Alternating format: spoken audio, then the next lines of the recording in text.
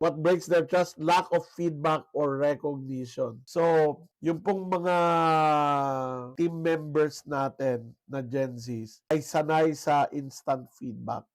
They don't wait for performance appraisal. May pinagawa ka, bigyan mo na agad ng feedback. Authenticity is the buzzwords with Gen Zs.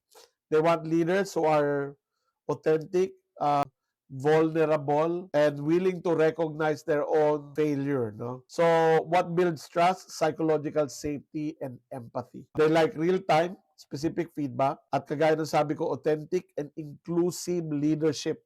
Inclusive. And that their supervisors, their managers are able to provide mental health and wellness support. And kagaya ng sabi ko kanina, very important sa kanila yung work-life balance. They learned from their parents that it's not good to waste away your life doing nothing but work. No? So they try to put a clear boundary between life and work.